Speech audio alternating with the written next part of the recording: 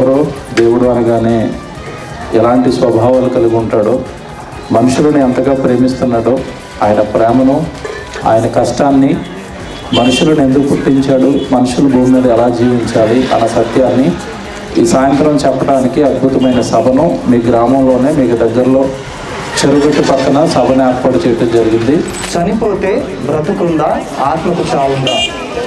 చనిపోయిన తర్వాత బ్రతుకేంటి, మరలా ఆత్మకు చావుందనటం ఏంటి అని ఆలోచిస్తున్నారా?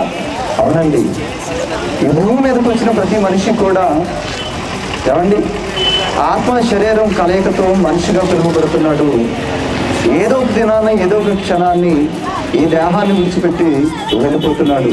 అంటే శరీరం ఈ భూమి మీద విడిచిపెట్టడాన్ని చనిపోయారు అంటున్నాము, కానీ దీనిని విడిచి వెళ్ళిపోయిన వారిని పోయారు అని చెప్పేసి మాట్లాడుతూ ఉన్నాం.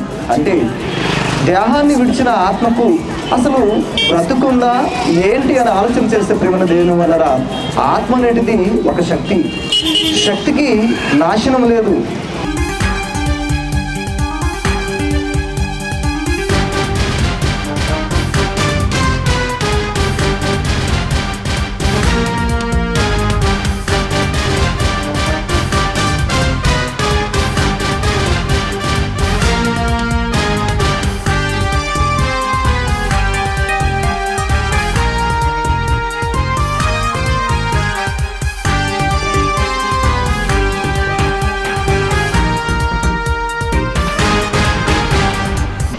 యేసుక్రీస్తు వారు ఈరోజు ఈ భూమి తెంపుకొచ్చారండి.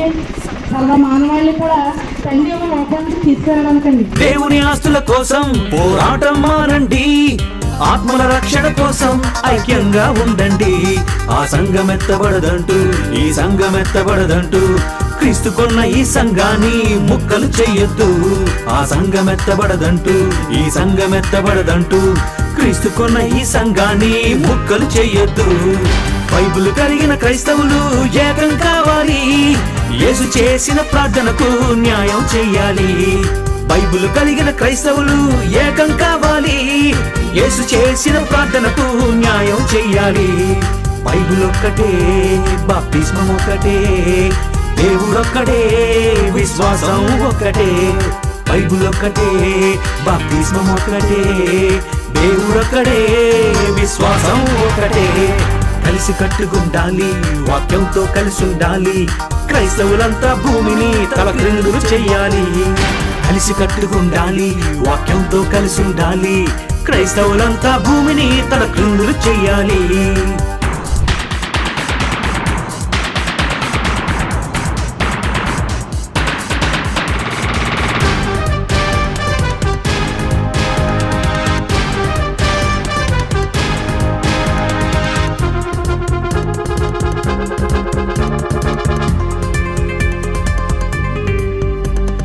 అపోస్తలులు ఆరంభించింది ఆదిలోని ఈ సంఘం, అపవాది దాన్ని చీల్చింది నేడున్న క్రీస్తు సంఘం.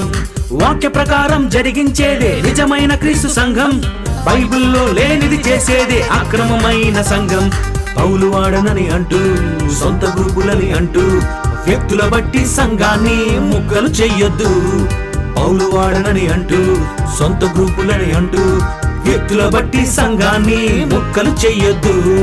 క్రీస్తు చెప్పిన మాటను బట్టి సంఘం చేయాలి, ఆచారాలను పట్టుకు నెట్టి ఆరాధించాలి.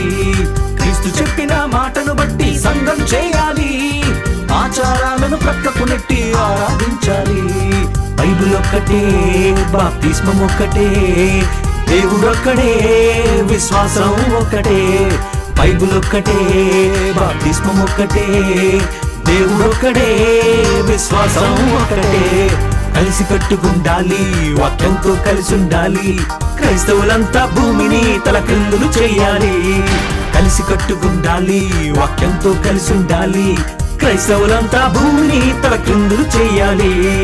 దేవుని పిల్లలారా, ప్రతిదీ లిఖించుకుంటున్న దేవుడికి మంచివి నా సంచారాలు, నా కన్నీళ్ళు, నా అడుగులు, నా జీవితంలో నేను పడిన శ్రమలు, నేను మాట్లాడిన మాటలు అన్నీ లెక్క లెక్క లెక్క అంటే దేవుడికి మీ జీవితం నుండి మంచి లెక్కలు అప్పగించండి.